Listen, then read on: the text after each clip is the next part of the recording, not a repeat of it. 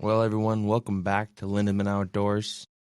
It's been a while. We had to take some time. People were traveling, vacations happened, and we're Little, back in season 3. little break, little break from podcasting. We had to try to create some content. We failed, but the fishing wasn't great this year. No, the ice fishing was not like a huge success this year. Weather was an issue. We got a couple. We got one. We're going to Lake Winnipeg in a couple weeks, so we got one last ice fishing hurrah. Late season here in South Dakota. It can't decide if it wants to be 50 degrees or 10 degrees.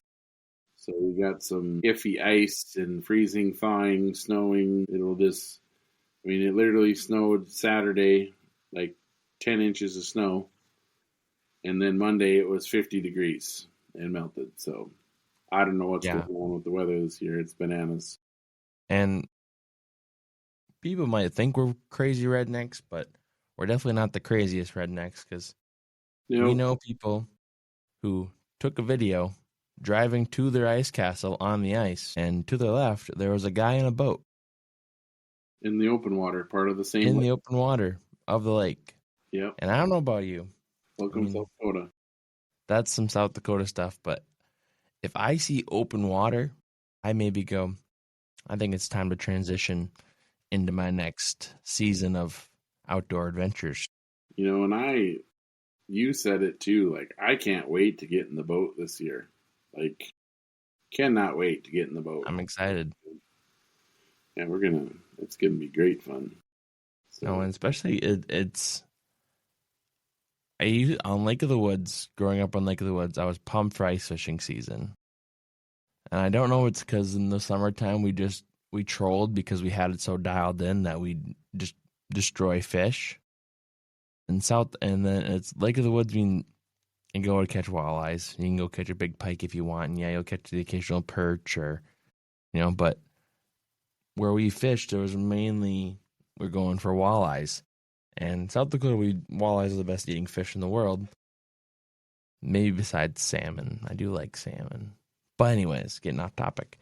There's so much different variety in the Dakota lakes. Diversity than there is on a big lake. A big lake can kind of do multiple things, but these Dakota lakes are like, oh, what do I want to go catch today? What do I want to go try? Do I want to go hammer giant bluegills with slip bobbers? That's always fun. You catch 50 billion of those things. Do I want to go pitch plastics for walleyes? Do I want to go bottom bounce? Do I want to go? You can kind of pick what you want to do. Smallmouth, largemouth bass, largemouth. Want to go to a crappie hole? Perch, walleye, pike. Yeah, there's a lot of opportunity here. That being said, don't come here. The fishing's terrible. Yeah, it's not good. We only catch like one fish each. Yeah. No, you get excited once you catch that one fish because it's been days. And days and weeks. Terrible fishing in the Dakotas. Don't come here. North or South Dakota, it's bad. Northern Minnesota, terrible. Not that great either. Might as well stay in Wisconsin. I would, or just fish. Go to Red Lake. Yeah, go to Red Lake. Mille Lacs, those are good places if you live in the metro area. Leech Lake, that's where you should go. But I think we should, in the 2026, kind of tackle this once and for all, and we'll be done with it. I think the live scope debate is over. I think everyone has one now. I think it's done. There's multiple different versions from different brands. I think it's just forward. If you're using a Vexilar, it's because you're stubborn. Well, Vexilar has its place too. It does. A lot of people, we have to. I do stand corrected when we said that a live scope doesn't affect the fish because it does. Yeah, but some of them the fish you're catching are that picky, I don't want to catch them. Right. That's just it. I mean, yes. So what a lot of people do is they'll use the forward-facing sonar for ice fishing to find the fish, and then they run over there with their Vexilar, and then you're on top of them. Right. Or your hummingbird or whatever you got, a flasher, as we would call it. You can't beat that. I mean, it's a good technology. You don't have to worry about it spooking the fish. But I remember when people said that the Vexilar spooks fish and you catch more fish without one. But Yeah. I can't fish without one. And then once, when I had my Vexilar, if my Vexilar battery would go dead, I would go home because I hated fishing without one. Yeah. I just felt blind and I just felt like I couldn't fish. Yes, technology ruined me. And LiveScope has done the same thing. Like there's nothing better to me than watching a fish come on the LiveScope. And, we were, shout out to the son-in-law, Evan. We had him and his family out and we were crappie fishing. And I was watching over, I could see his lure over there. I'm like, hey, start jigging. One's coming for you. I'm like, oh, got him. Yeah, You'd see the fish bite. I could see where the school was. It just saves so much time on drilling holes, and then you can set it to down mode. It's a tool. It doesn't make the fish bite. Trust me. You can sit there with your LiveScope and see fish come in there, look, and they leave. But will it? It will help people catch more fish because it just shrinks the water, right? Yeah. And that kind of brings me to my next Never topic going away here. though. There's no way. No, it's here to stay. Yeah. Just like GPS. Just like everything. Does expensive gear actually catch you more fish? And like, do you need that?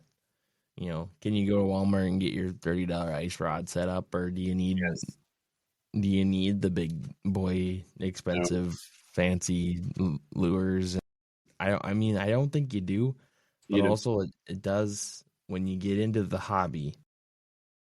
It's nicer to have after a while to have nicer things so they don't break as easy, but they work the same.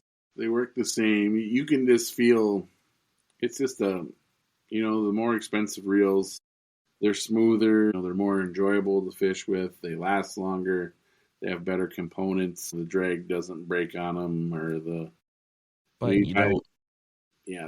last longer. I think that's the thing is like people, and like I grew up as a kid where I would get really nice things for my birthday or Christmas, but they would be like, I want a new rod and reel, or I'd want a new bow or something like that, and I would have accumulated some nice gear.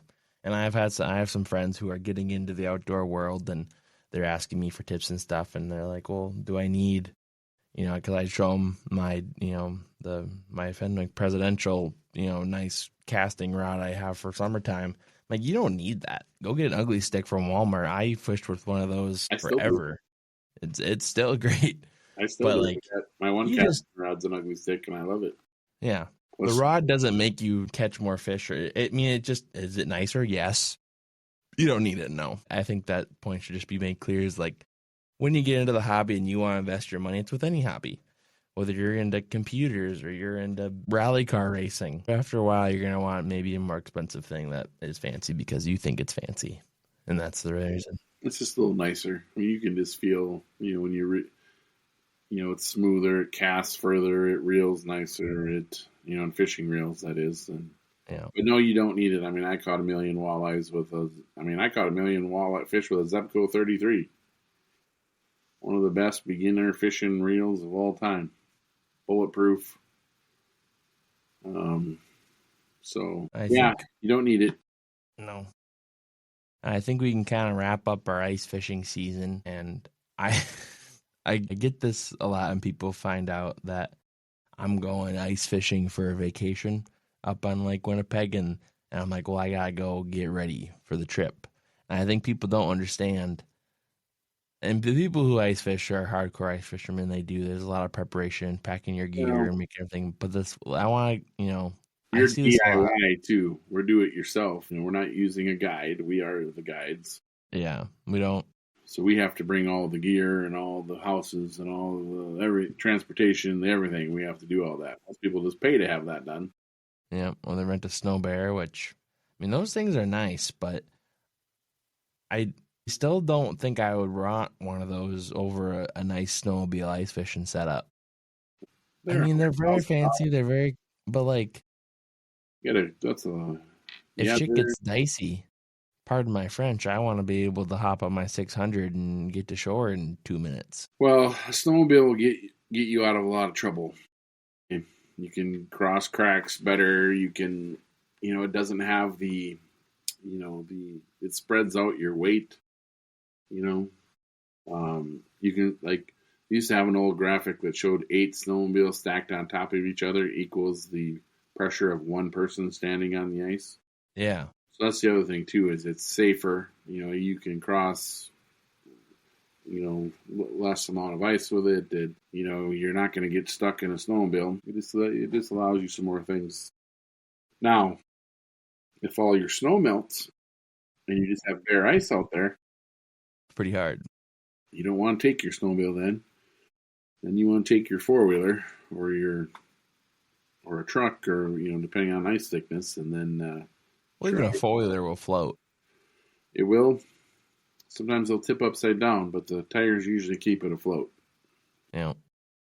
I late season, early season, there's so many crazy people out there that like No you're ice seeing. is safe ice. No ice is safe ice, and they're like, it's on. There's 10 inches out there. I'm like, yeah, there's 10 inches where you're standing.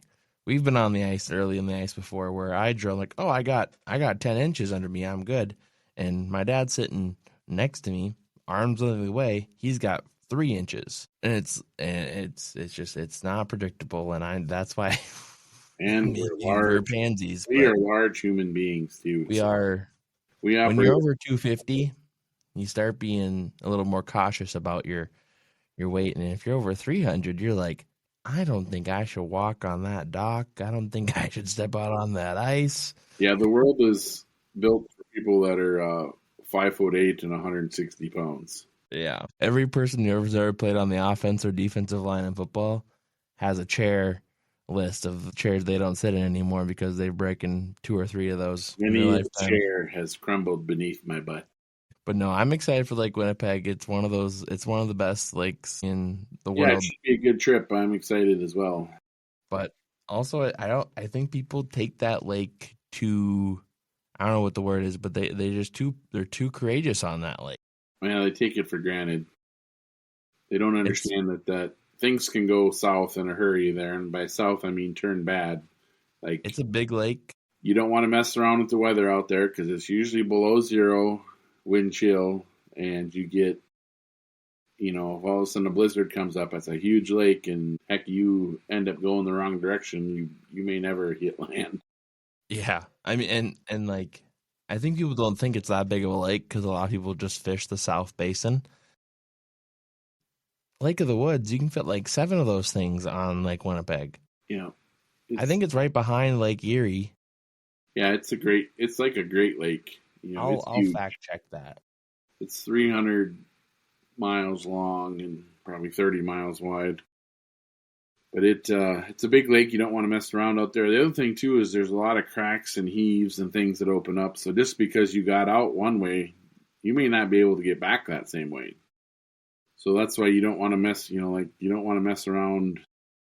It's best to be heading towards shore as the sun is going down. You don't want to be traveling in the dark out there. I was correct. In order of lake sizes in North America, which we have the biggest lakes, Lake Superior is their square miles, 31,700. Lake Huron, 23,000. Lake Michigan, 22,400. Lake Erie, 9,910 square miles. And then you have Lake Ontario, 7,340. So those are the Great Lakes. Lake Winnipeg is larger than Lake Ontario at 9,465 square miles.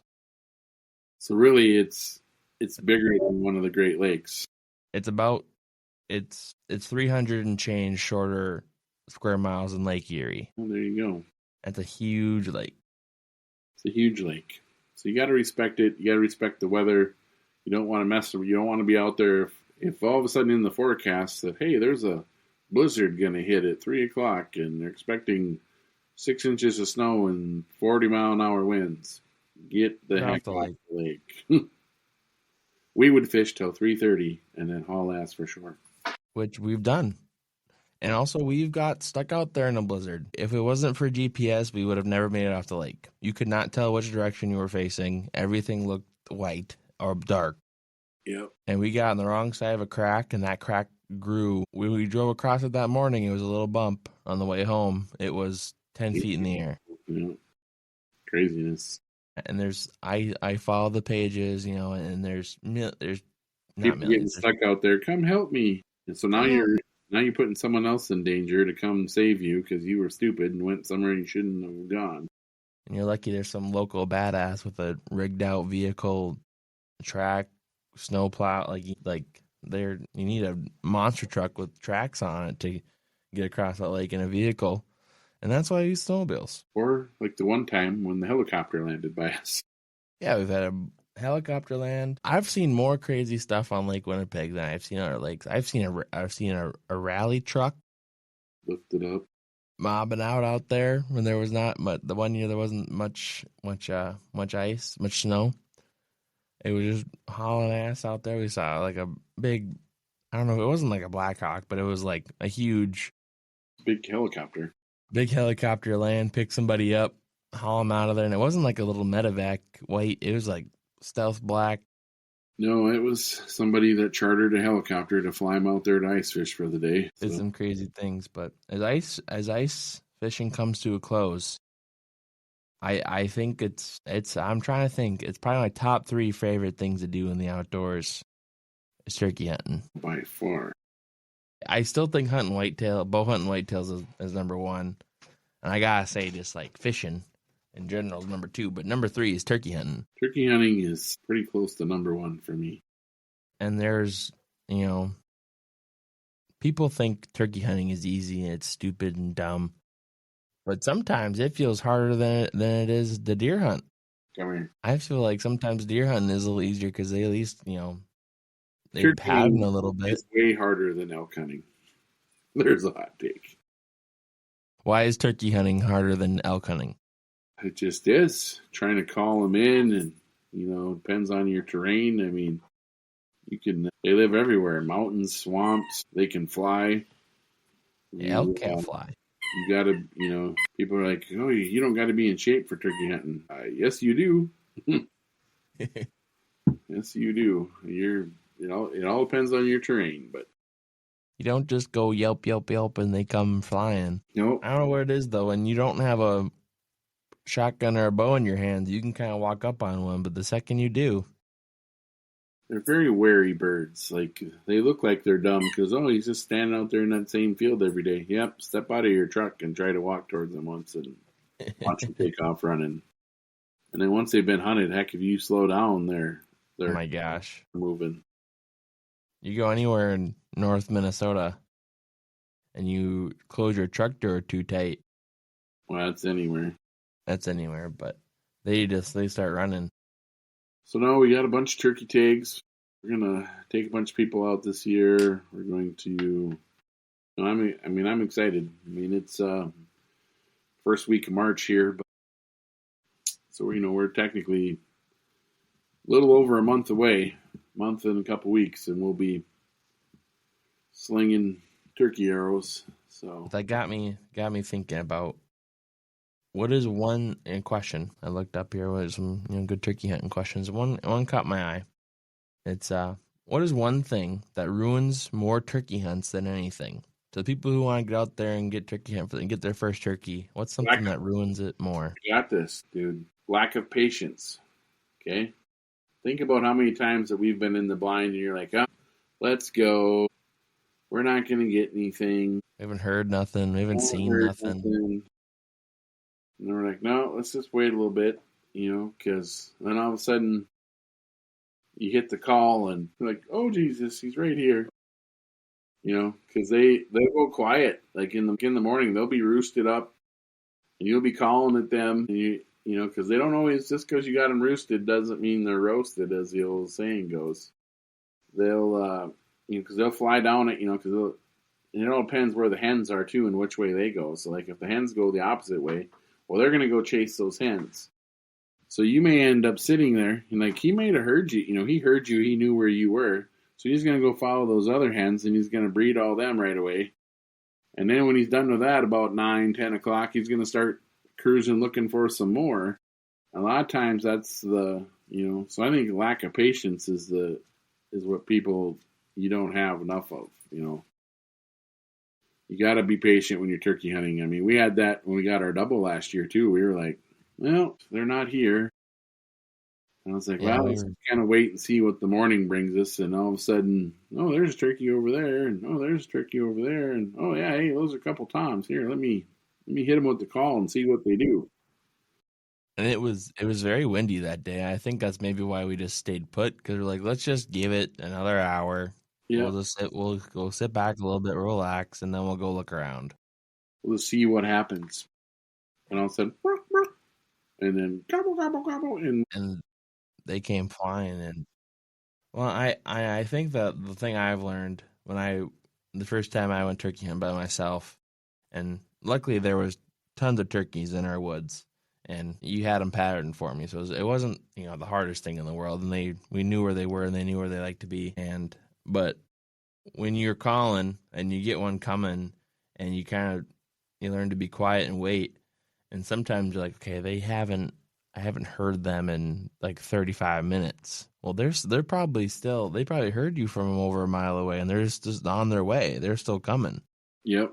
And sometimes it takes a while, and then like you said, Well, okay, I'll call again, and then they're 2 feet behind your blind or you're behind your tree, and you're Jesus.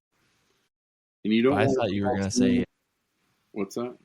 I thought you were gonna say the number one thing that hurts your turkey hunt is you moving. Well, movement. You don't want to move because they can see you. Being still is very important. That's part of patience, because turkeys' eyes are crazy. Like they can see movement better than anything. That's why that's so hard to hunt. Like an elk, they can't see as well as a turkey can, but they smell.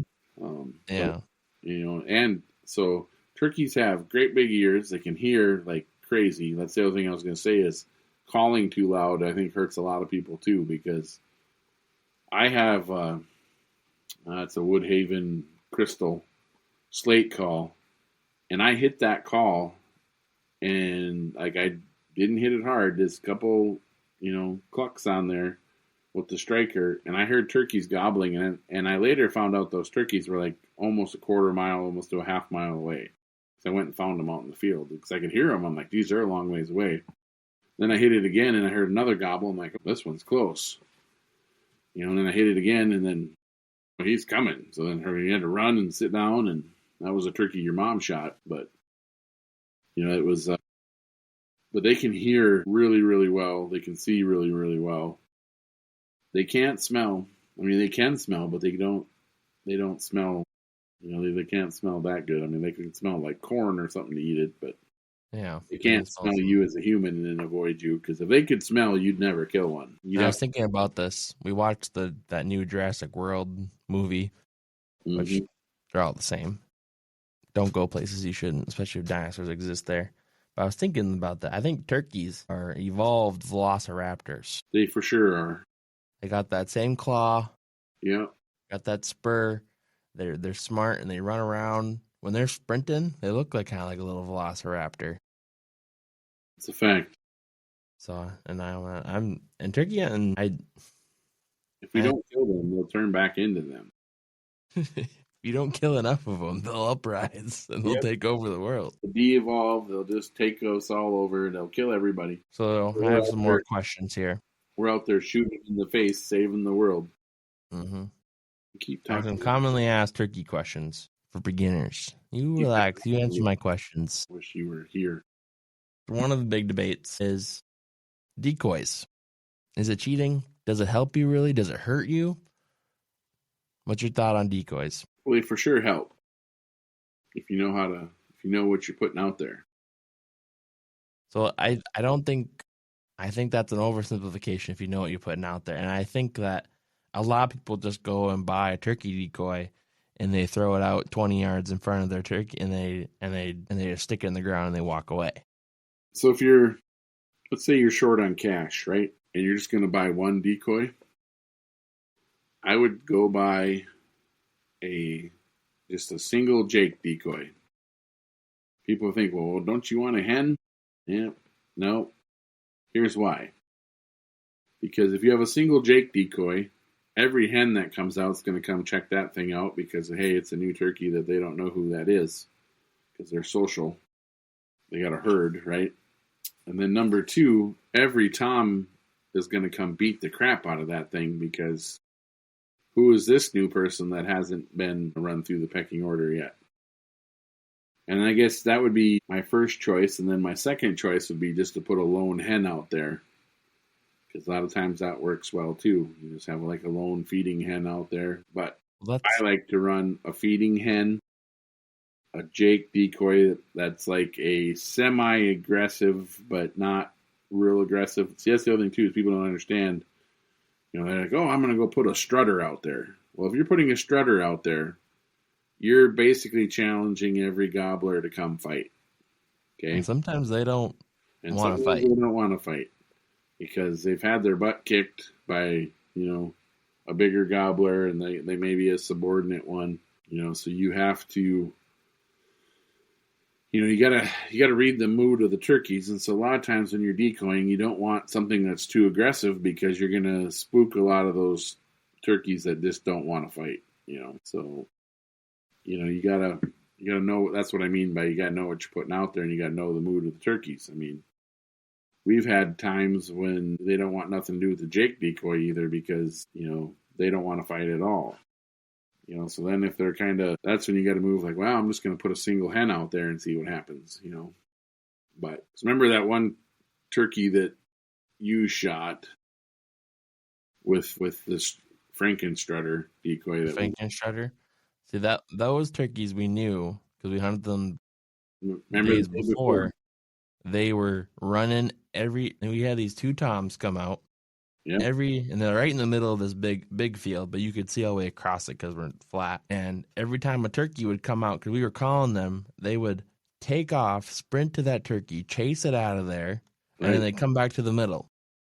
Yeah, so they were running every other turkey out of there. But they didn't care about our little hen we just had a hen decoy out, and they didn't really care. They were just wanting to fight. So we're like, well, I know we'll kill these things tomorrow, I told you, because I know what we got to do here. So then we left and we went and got the Frankenstrutter, which is a DIY homemade strutter decoy out of a reaping scoot and shoot and an actual turkey fan. And that you kind of wired up with a stand and some rope hot glue and spray foam and turkey feathers and just all kinds of stuff. And this thing looks ugly. Really lightweight, easy to carry, and we've killed a bunch of birds off that thing already. So, and that morning they came in. That was a quick hunt. The sun came up. You hit a couple calls, and I'll link that video. Here they come to this podcast, and then boom, they just come flying in. And that first one, we actually ended up missing that first one, and then wasn't that no? I think that was the year after.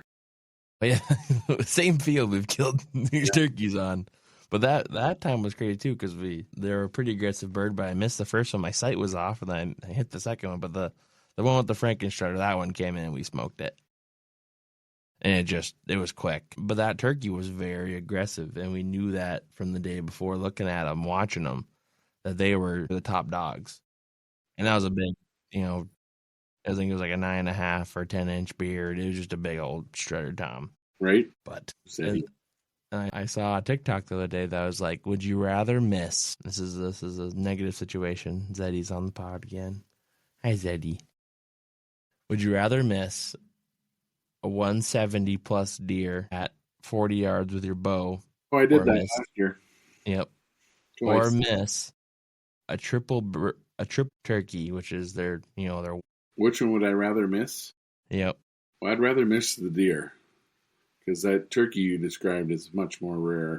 A triple beard shadow. Yep, smoke phase turkey. Smoke phase. Yeah. My friend Allie German, shadow Allie German, even though she doesn't watch this, she's killed a shadow phase tom. What? Yep, she got it mounted. She turkey hunts? Yeah. You wait to telling me this now? I thought you knew that. No. Yeah, she's got a big old strutter on her wall. What the heck? Shadow phase and not shadow. Allie, you just went up like smoke 40 phase. Coolness points. She's not watching this, but why is she not watching this? What's wrong with her? Well, I'll tell her because I gave her a shout out in this. I'll have her send me a photo of it, and we'll put it up here. It's a pretty You bird. say that, then you never do. Just so the people, when you actually watch this and you hear I this, do put them up. no, I can go back to like 4 podcasts where you're supposed to pop something up and it's not there. Well, sometimes I get bored. Yeah, you get in a hurry editing is what happens. That's true. So, Do you think straight lies. social media? I think this is a big topic. Do you think it's kind of ruining hunting a little bit? For sure. There's too many posers out there. Yeah, I think you see it a lot more in fishing content Wannabes. than you do hunting, because hunting, you actually got to kill the bird or kill the deer. Yeah. You see it a lot in duck hunting. Duck hunters are the absolute posers of the hunting world. Well, let's not fight amongst our hunting selves, but I agree. There's a lot of I have friends. the Like, you gonna go out? the bro dude hunting. Yeah. You gonna go out? I go shoot some ducks? Like, no. I'm a waterfowler. Okay. I go turkey hunt or whitetail hunt. Yeah. But, you know. I'd rather walk 20 miles and kill 2 pheasants than go sit on some shit pond and shoot 30 ducks. There's your hot take to blow up the internet. It's your turn to run that one. You put I'll post that one. that reel out there and watch that sucker blow up. Well, it's just you sit in a shit pond, you smell like shit, you're surrounded by floating corn and someone's turd they shit out at McDonald's 10 days ago, and then you maybe shoot some 30 ducks, and then you go feather them and you eat maybe 2 of them, and you're like, this tastes like shit. Yeah, because they're swimming in shit and eating the leftover corn that doesn't get digested in your digestive tract and is out there floating. Because everyone knows the best place to hunt ducks is over a shit pond. No. Because they like that stinky stuff. Duck slough. It's all stinky. And then just the mud. No. Stinky slough water. I'd rather walk 20 miles uphill both ways and go shoot 1 pheasant or 3 grouse. Yeah. I'd rather go through a willow swamp and shoot a Tweety bird. You're not wrong. I'm not. And that you know, I just like, I feel like duck hunting and fly fishermen, and I think they just kind of go hand in hand. And then they think they're like these like epic outdoors sportsmen, Ultraman, testosterone. I'm like, okay. Yeah. Fly fishing. Well, I don't understand that. I don't think I ever will. And I mean, to be fair, I've never tried it. But also, I went and caught salmon and trout, and I've casted on a river and caught some fish, and that's just, it's fun. But like, I don't want to sit there and flail around my little ribbon, and it's you know, it's the sportsman's way. It's anyone who lives in Minneapolis, St. Paul. They're a fly fisherman. They also hunt ducks, and they can stay there. I'm just saying one thing though: you don't see a lot of poser turkey hunters. Oh no, you can't pretend to be a turkey hunter because they'll school you in a hurry. Or like mule deer bow hunters, like the hard spot and stock guys. Everyone who ever posted one of those, they're a badass.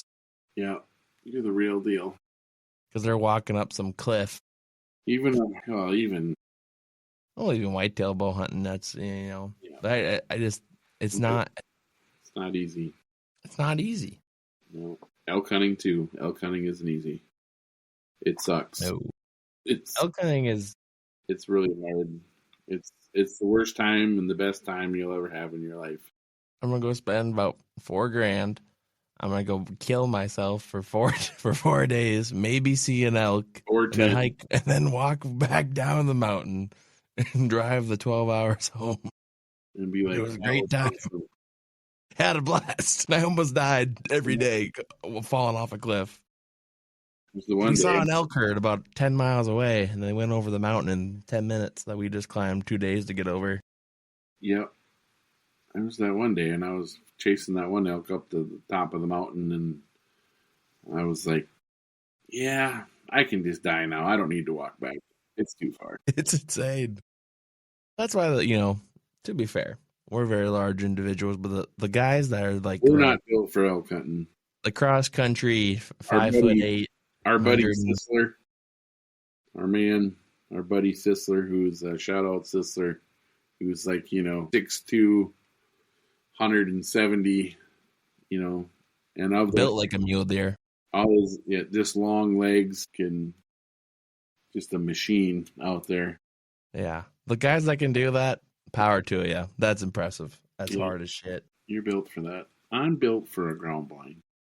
I'm built to wear a ghillie suit, lean up against a little bush, get Tell cozy. you what, I don't know if I'm gonna hunt out of a tree stand anymore. It I had so much. If I could shoot, I'd have killed so many bucks off the ground this year that it's stupid.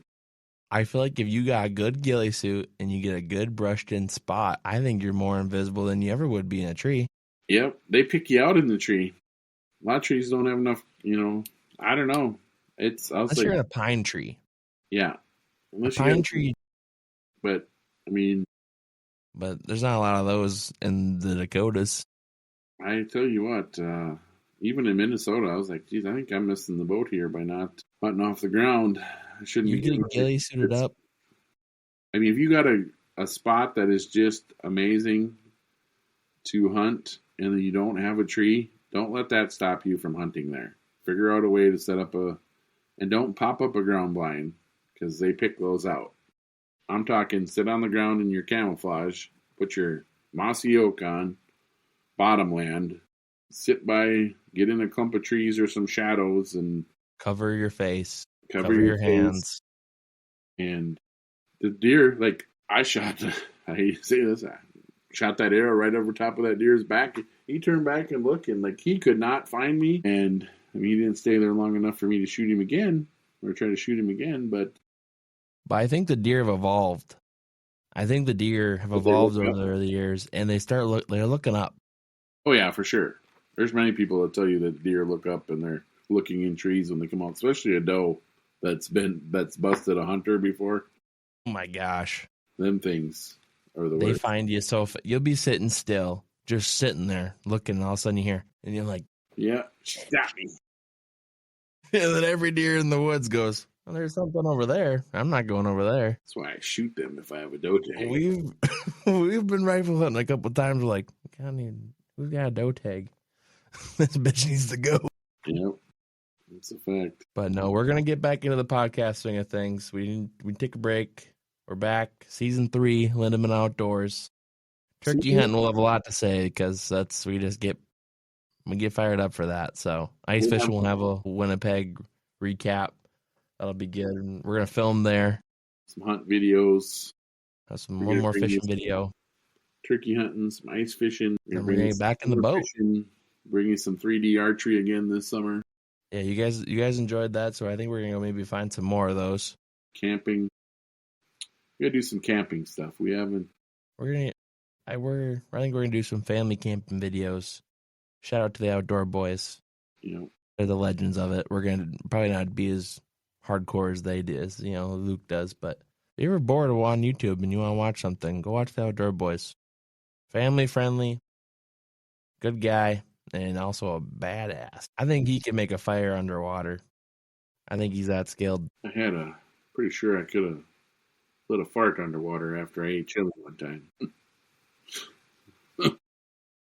Let's end that there. Okay, folks, thanks for watching. I will put the clips up, like I said, and I'll put the photos up. You guys have a good day. God bless America, and we'll see you next time. God bless our troops. Amen to that. Peace out.